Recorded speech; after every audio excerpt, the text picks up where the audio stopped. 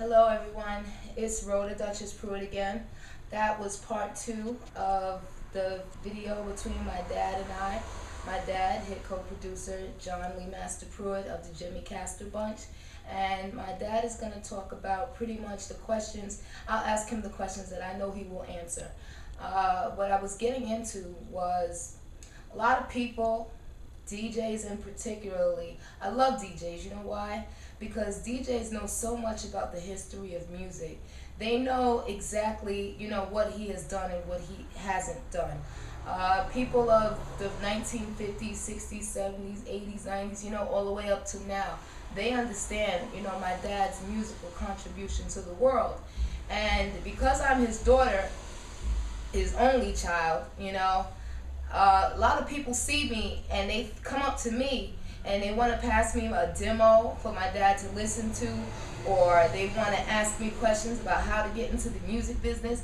I'm his daughter. He won't help me do anything that I want to do. He helps me do everything I don't want to do, like everybody else's parents, or many parents, I'll say. So the reason why I have him on tape today, which he hasn't made a public appearance or speaking appearance publicly, radio show, nothing in like over 30 years, because it's not fair to me to kind of have me out there. I'm as his daughter, and people want to know, certain questions about the music industry, and they think that I'm not giving them that information because I'm being selfish. I would like for him to do a lot of things that he can do.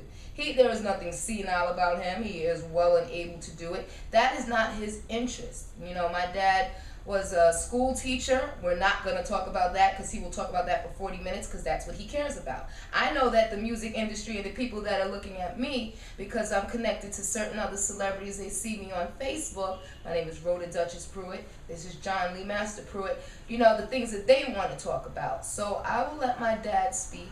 And I'll let him say, about owning rights to his music and, a lot of things that other people want to know. What happened in the 1950s was that the record companies were taking advantage of the artists. If you happen to write a song, instead of you getting credit for that, the executives at the record company would take part of the song credit as if they helped write it. And you wouldn't get any of the publishing. The publisher pays the songwriter. So if you were dealing with unscrupulous people, and for the most part that's what they had around, you didn't get paid as a songwriter because the publisher would keep all of the money. Jimmy Castor and I realized that even though we were only 14, 15-year-old kids, we watched the destruction of Frankie Lyman and the Teenagers, watched people refuse to pay them for all they had done, and we decided that we would own our own publishing company, take 100% of our songwriters' rights, produce our own music, and therefore have control. I also read a book called The Cavalcade of Music, a 700-page documentary of all the great songwriters and music publishers throughout history, and I learned which deals made sense and which deals did not. My advice to anyone would be to get someone that you believe is knowledgeable in your corner, whether it's a lawyer or some family member that you trust. But for you to try to go up against the music industry by yourself spells your doom. You will not come out ahead. That's all I have to say about that. And the last thing I'm going to say is, there you have it, I don't have any particular, need to be in the music industry. Although I just dropped a CD out there that I made with my friend. I just did it because it was fun. So I don't want anybody to think that I'm going to go on the road or go on tour to promote that album. I will make music. I can't wait to make music. The only music I will deal with is my father's or my family's music. And anybody else who wants to make music, I will only deal with my father or my family's music. So you're going to have to mix whatever beat you have, whatever, which it has to be original. You have to understand, this is what my point is. I know the music industry. I'm the daughter of the music industry. And, I'll address this also real quick.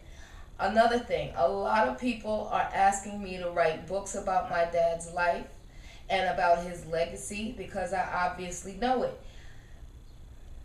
I'm going to ask again since he's on camera. Somebody please find me a publicist, an agent, or whatever it is. Of course, my father has access to all of these people, but no. If there's anybody who's interested in doing that, let them do that because I'm his daughter. My perception of him is not from a fanatic's or a fan's, perception of them. I'm his daughter, so I'm going to talk about the yard or the backyard or the garbage or something ridiculous that I know his fans don't want to see. So I am looking to write a book, but that will be on my life story. So I'm looking for publicists, agents, all the people that are out there who know who he is, so that I could get his story told in his way, in his voice. He'll be happy to work with someone, and I don't care if it's like a court stenographer or someone that types up what he has to say or whatever it is. But I have my own life, guys. Hello, I just want to be me.